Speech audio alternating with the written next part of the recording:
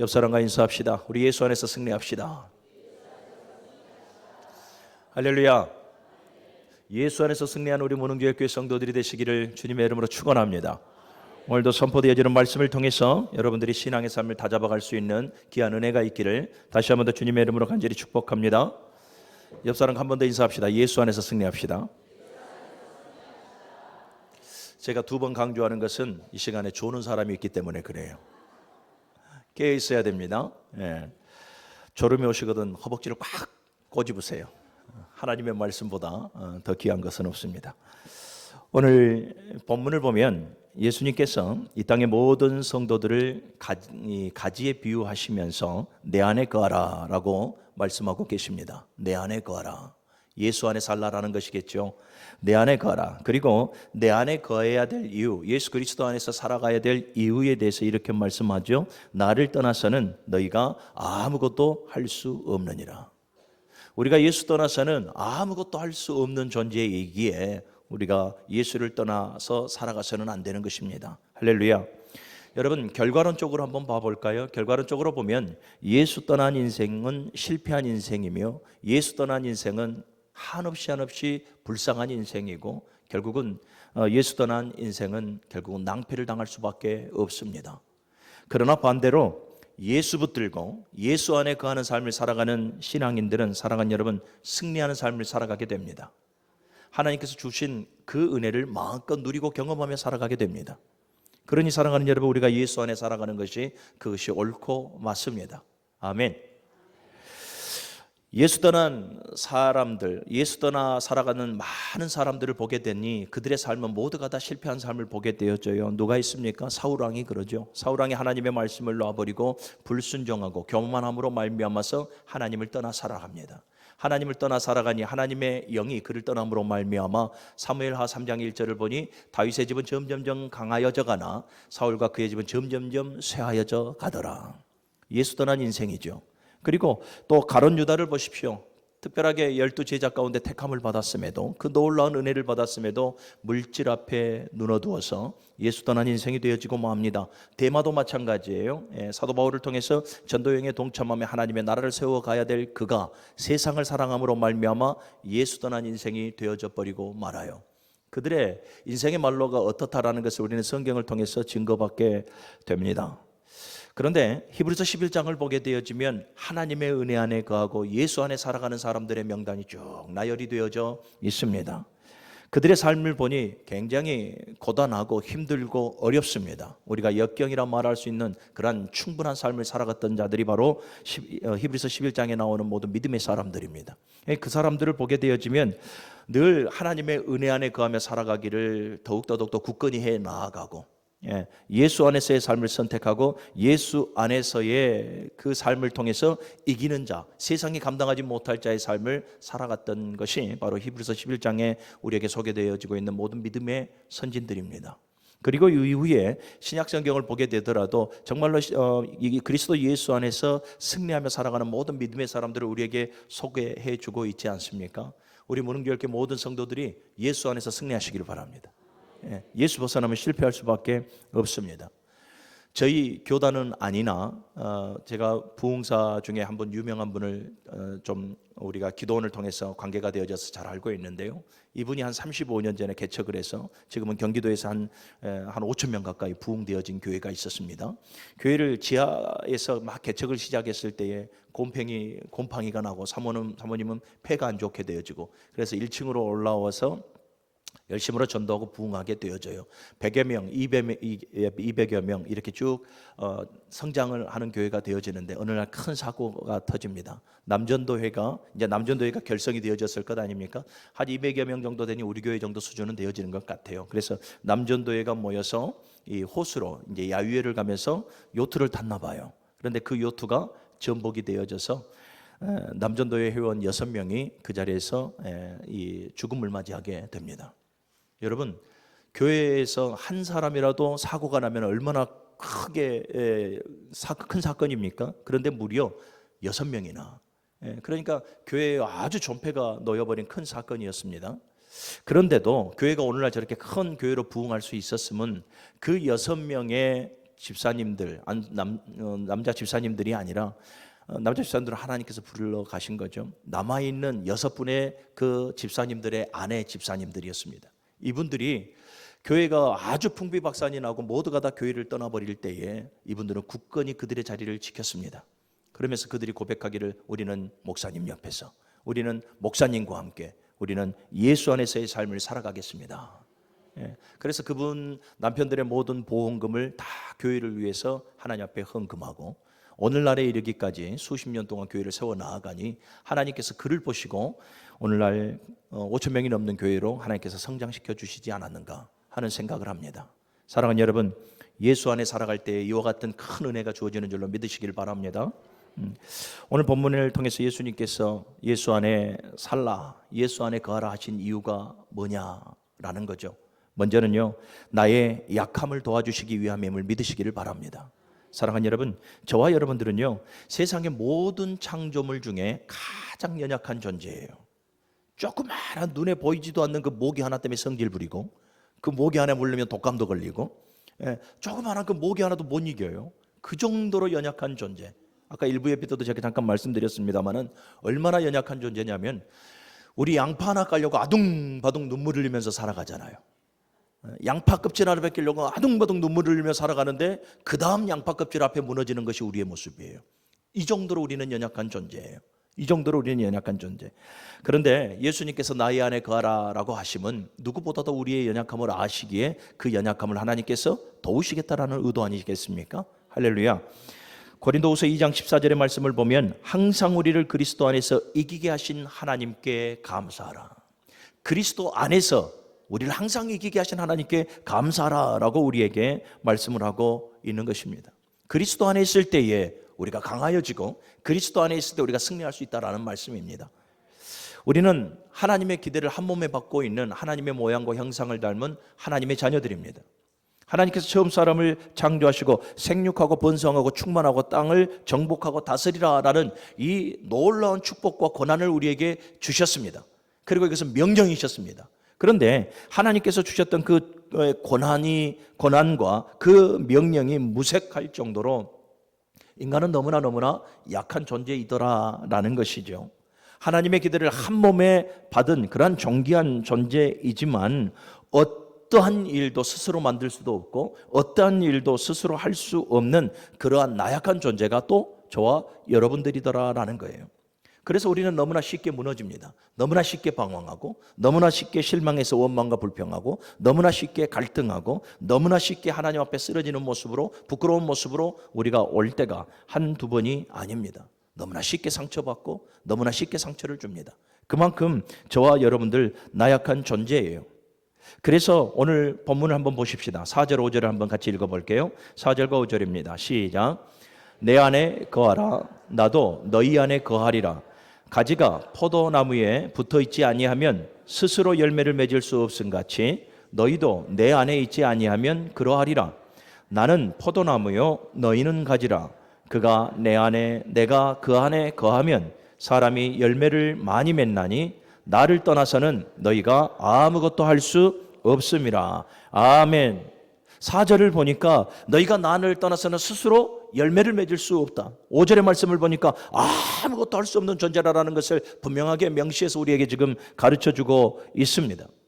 아무것도 할 수 없는 연약한 존재. 그래서 여러분 예수님께서 임마누엘로 이 땅 가운데 오셨음을 믿으시기를 바랍니다. 임마누엘로 우리와 함께 하시면서 우리의 영원한 멘토가 되어주시고 우리의 영원한 파트너가 되어주시고 우리의 영원한 벗이 되어주시고 우리의 영원한 지도자가 되어주셔서 우리의 걸음을 인도하시겠다라는 것입니다. 내가 곧 길이요 진리요 생명이니 나로 말미암지 않고서는 아버지께로 올 자가 아무도 없다라고 말씀하신 것 같이 오늘 저와 여러분들 연약하고 정말로 절대적 무능한 자이니 하나님 앞으로 나아갈 자가 아무도 없습니다. 스스로는. 그래서 예수님께서 길이요 진리요 생명으로 이 땅 가운데 오셔서 우리의 걸음걸음을 인도하여 우리의 모든 약함들을 하나님께서 거들어 주시는 것입니다. 사도 바울 고린도전서 15장 10절을 보게 되어지면 그리스도 예수 안에 거하며 살아갔던 이 사도 바울이 자신의 모든 약함 앞에서 이렇게 고백을 하죠. 나의 나됨은 하나님의 은혜였다. 자신의 약함을 자랑하고 자신의 약함 가운데 고백하기를 나의 나 된 것은 나와 함께 하신 하나님의 은혜였습니다 라고 이렇게 고백을 해요. 사랑하는 여러분, 여러분들의 약함을 자랑하시기를 바랍니다. 여러분들의 약함을 하나님 앞에 고백하시고 여러분들의 약함을 자랑하십시오. 그리고 여러분들의 약함을 인식하십시오. 그것이 복입니다.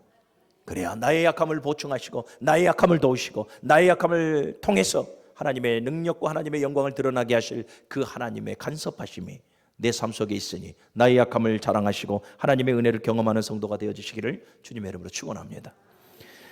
예수 안에 거하라 하는 것, 하나님께서 우리의 약함을 도와주시기 위함이에요. 또 하나는 뭐냐면 나의 능력이 되어주시기 위함이시더라라는 것이죠. 빌립보서 4장 14절 우리가 너무나 잘 아는 말씀입니다. 내게 능력 주시는 자 안에서 내가 모든 것을 할 수 있느니라. 여러분, 내게 능력 주시는 자가 누굽니까? 예수 그리스도입니다. 할렐루야. 예수 그리스도. 내게 능력 주시는 자가 바로 예수 그리스도예요. 사랑하는 여러분, 하나님의 그 놀라우신 능력, 하나님의 그 신령하신 지혜, 하나님의 그 크신 은혜를 여러분들 경험하고 싶습니까? 그렇다면 예수 안에 거해야 합니다. 예수 안에 살아갈 때 우리는 하나님의 그 놀라우신 능력과 지혜와 하나님의 그 놀라우신 은혜를 우리가 경험할 수 있습니다. 예수 안에 있을 때 경험할 수 있습니다. 할렐루야. 예수 안에 있을 때 사랑하는 여러분, 예수 안에 능력이 있기 때문에 그렇습니다. 예수 안에서는 여러분 죄의 사함을 할 수 있는 능력이 있습니다. 우리의 모든 죄를 사할 수 있는 능력이 예수 안에가 있습니다. 예수 안에는 여러분 원수까지도 사랑할 수 있는 능력이 예수 안에가 있습니다. 예수 안에는 사랑하는 여러분 영원한 사망의 저주를 영원한 영생과 영화로운 삶으로 바꿀 수 있는 능력이 있습니다.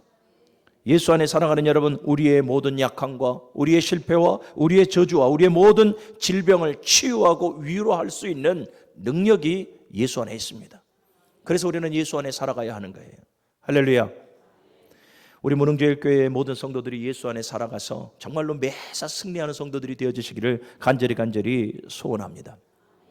그리고 또 하나 우리가 예수 안에 거해야 될 것은 뭐냐면 이 포괄적 삶의 형통함을 하나님께서 우리에게 주시겠다라는 거예요. 포괄적 삶.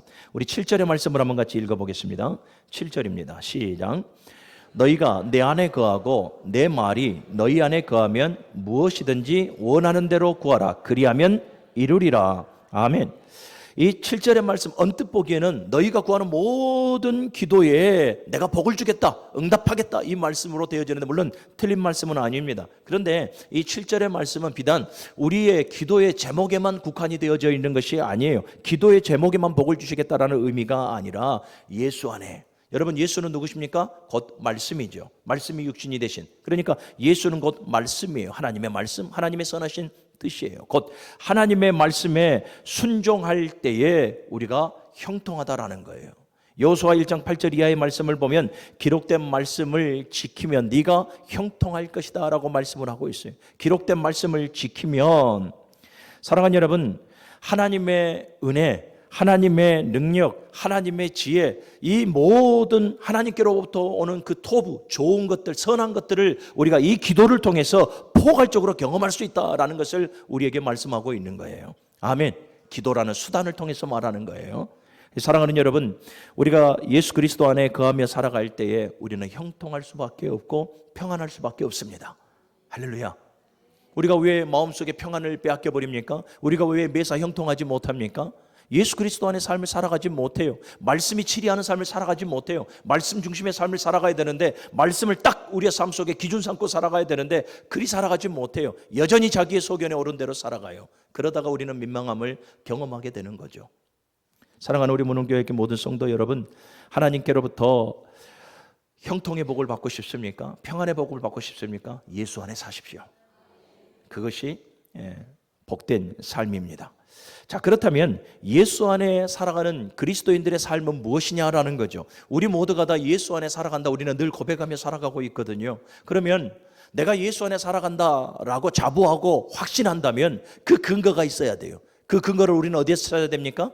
생활, 우리의 삶 속에서 찾아야 되는 거예요.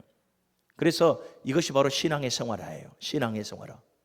사랑하는 여러분, 내가 그리스도인이라는 것을 여러분들, 나는 그리스도인입니다, 나는 크리스찬입니다, 우리 입술의 고백 끝에서 아무리 고백해봐야 그것이 증거가 되어지지 않아요. 우리의 삶이 반드시 우리가 고백하는 것을 증거해 줘야 됩니다. 신앙의 생활을 이뤄내야 한다라는 말씀이에요. 여러분, 예수 안에 거하는 그리스도인의 삶은 첫 번째로 가장 먼저 하나님의 일을 우선시해야 됩니다. 하나님의 일을. 마태복음 6장 33절의 말씀을 보면 너희는 먼저 그의 나라와 그의 의를 구하라 라고 말씀을 하고 있죠. 먼저라는 이 프로톤이라는 단어 속에서는 여러분 절대적 우선순위, 절대적 우선순위를 두고 반드시 이것부터 이런 개념이 있어요. 반드시 이것부터. 그러니까 상대적 우선순위가 아니에요. 이 두 개를 가지고 어느 것부터 할까? 또 이 순차적인 우선순위도 아니에요. 계산이 들어가는 게 아니라 이 말이에요. 계산이 들어가지 아니하고 오직 하나님의 일을 먼저 우선시 두는 것, 이것이 반드시 내 삶 속에 먼저 이루어져야 하는 것, 이것을 의미하는 거예요. 할렐루야. 우리 무능교회교회 모든 성도 여러분, 여러분들이 그리스도인이라면 여러분들의 삶 속에 가장 먼저 하나님의 일이 우선시 되어질 수 있기를 주님의 이름으로 간절히 축원합니다. 오늘도 여러분 예배하는 것도 여러분 그리스도인으로서 가장 우선시해야 될 그러한 삶이라는 것을 명심하시길 바랍니다. 그러면 그리스도인으로서 가장 먼저 해야 될 삶이 뭐냐? 아까 6장 33절에 말했잖아요. 너희는 먼저 그의 나라와 그의 의를 구하라 라는 거예요. 그의 나라라고 하는 것이 뭡니까? 이 바실레이아, 곧 하나님의 주권과 통치가 미치는 영역을 말하는 거거든요. 하나님의 주권과 통치가 미치는 영역. 그러니까 여러분 내 삶이 사람과 물질과 어떤 세상의 영향력과 기준 아래에서 살아가거나 따라가지 아니하고 오직 준엄하신 절대적 하나님의 주권에 복종하는 삶이 되어져야 한다라는 거예요. 세상의 사람에 이끌리지 아니하고 돈에 이끌리지 아니하고 세상의 그 풍조에 이끌리지 아니하고 그것을 기준 삼고 그것을 먼저 우선시하는 삶이 아니라 하나님의 절대적 준엄하시고 절대적 주권에 복종하는 삶을 우선시해야 된다라는 거예요. 이것이 하나님의 나라예요. 아멘.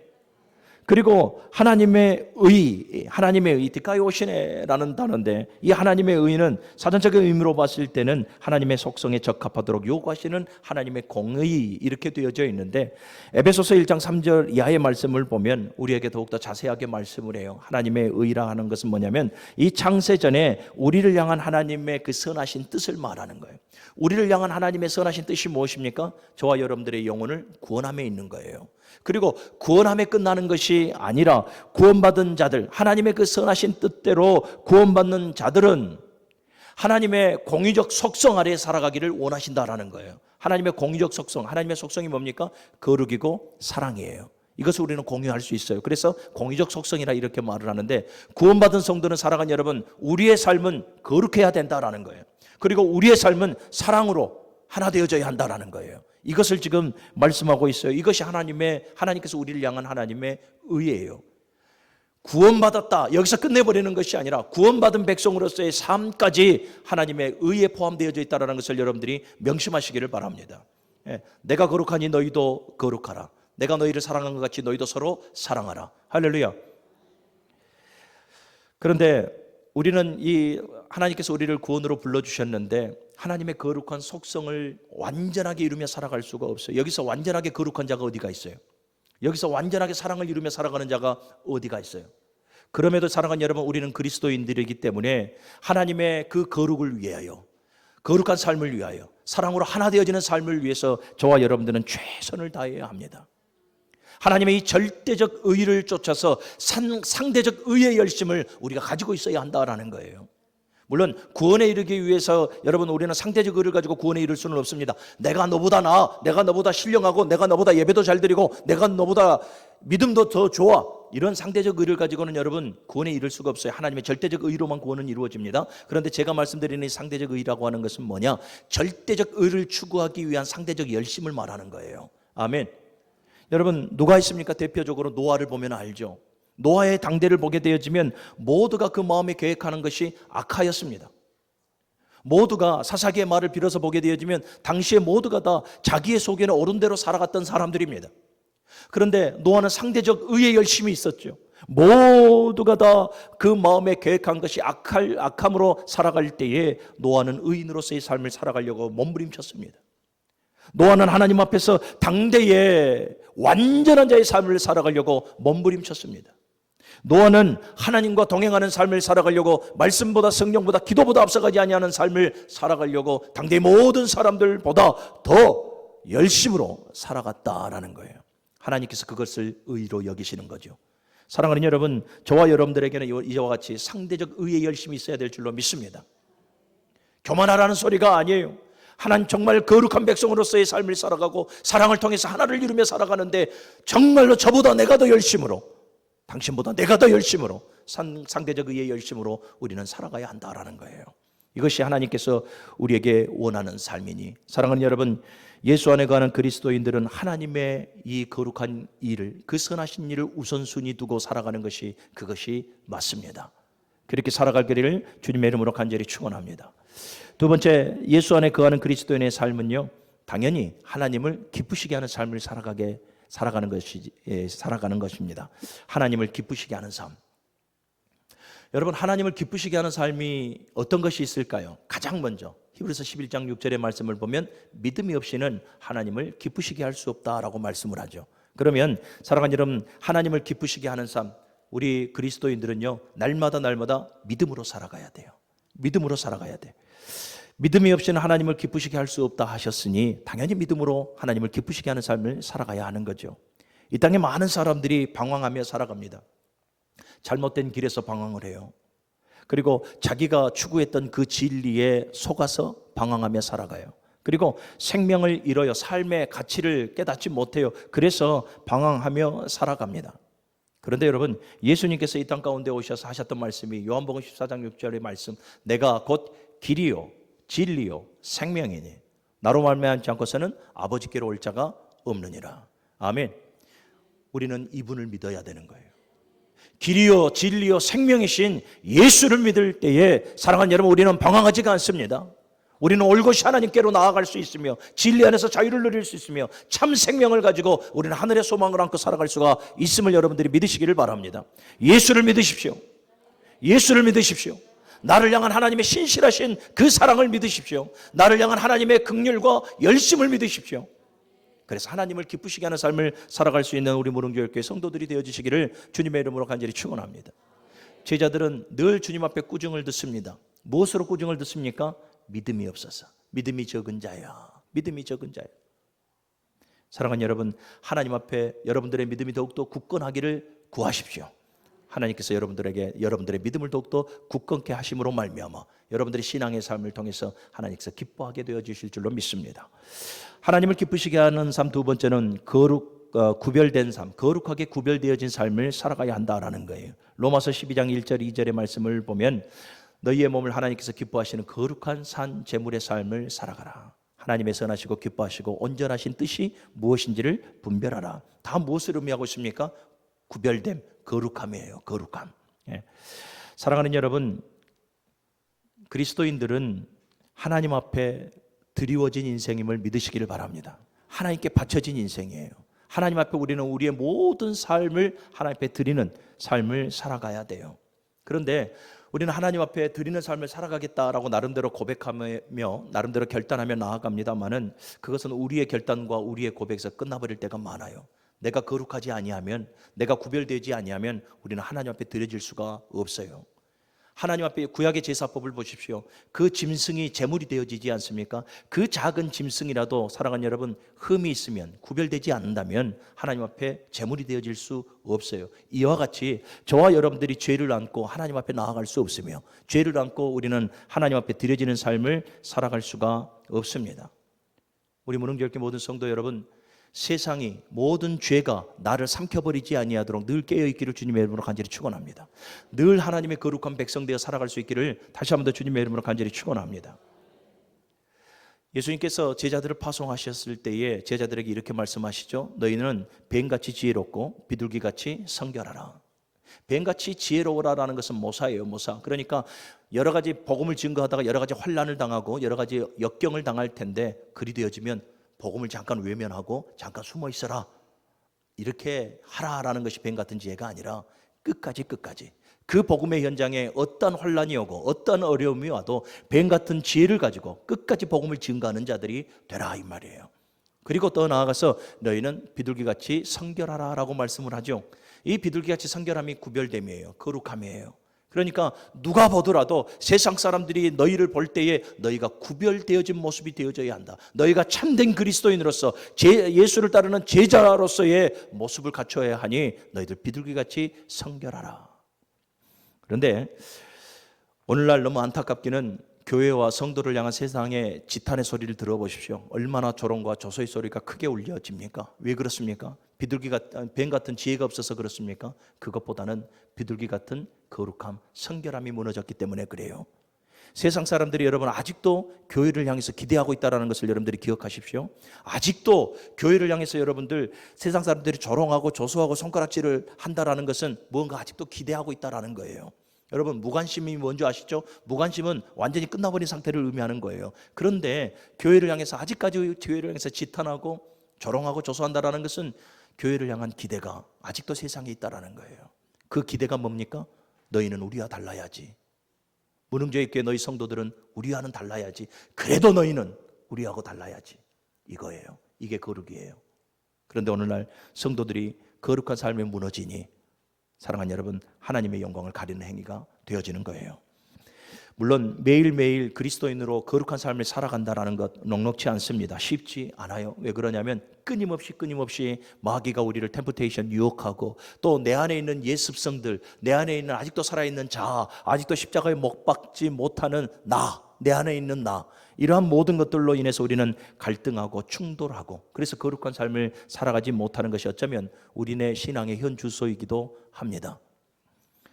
사랑하는 여러분, 그래서 우리는 매 순간순간 깨어 있어야 됩니다. 매 순간순간 성령으로 충만해야 됩니다. 매 순간순간 정말로 내가 나태되어지고 내가 게을러 있지는 않는가, 늘 자기 자신을 쳐서 늘 복종시켜 나아가는 성도가 되어져야 할 줄로 믿습니다. 사랑하는 여러분, 거룩한 삶이 하나님을 기쁘시게 하는 삶이라는 걸 명심하시고 모든 지금까지 내가 경험하며 살아갔던 모든 세상의 풍조를 다 버리십시오. 깨끗하게 잊어버리십시오. 포기하십시오. 하나님을 기쁘시게 하는 삶 세 번째는 충성된 삶입니다. 하나님께서는 충성된 자를 매우 기뻐하신다는 것을 기억하십시오. 착하고 충성된 종아, 네가 작은 일에 충성하였음에 더 많은 것으로 너에게 맡기리니 주인의 즐거움에 참여할지어다. 주인의 즐거움에 참여할지어다. 충성된 자를 하나님께서 생각하신다라는 것입니다.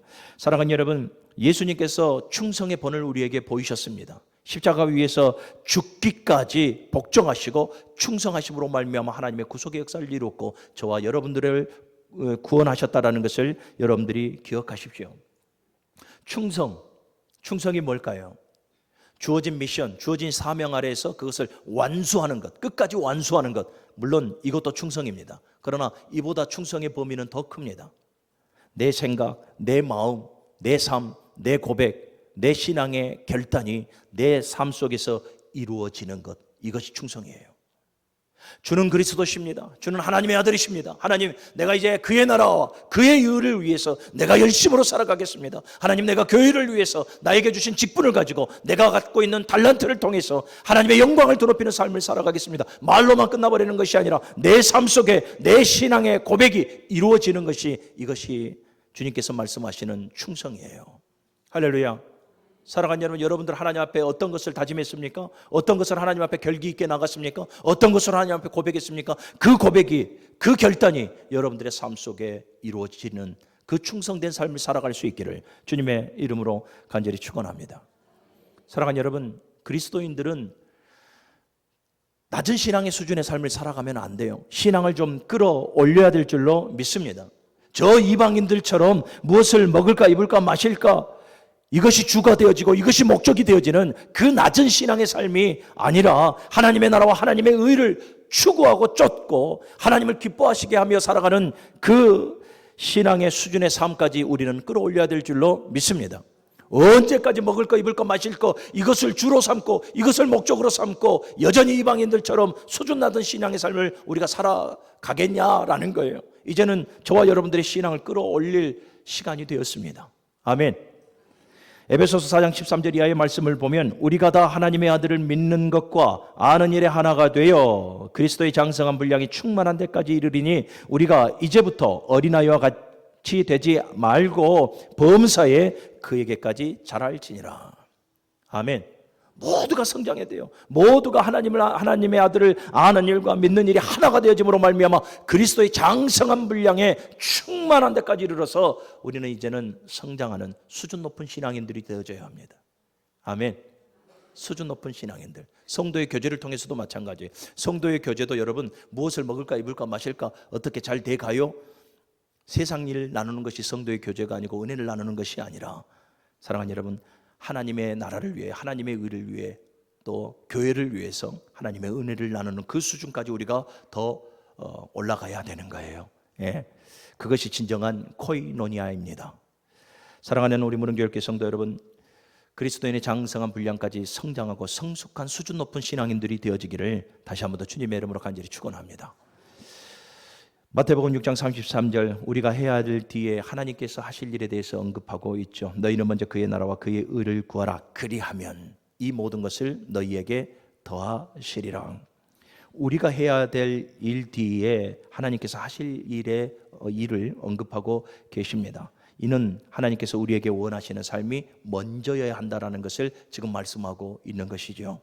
사랑하는 여러분, 하나님의 일을 우선순위 두시고 하나님을 기뻐하게 하시는 그리스도인의 삶을 포기하지 마시기를 바랍니다. 열심을 내셔서 하나님의 일을 우선순위 하시고 하나님을 기뻐하시게 하는 성숙한 그리스도인들이 되어지시기를 주님의 이름으로 간절히 축원합니다. 거룩하신 아버지,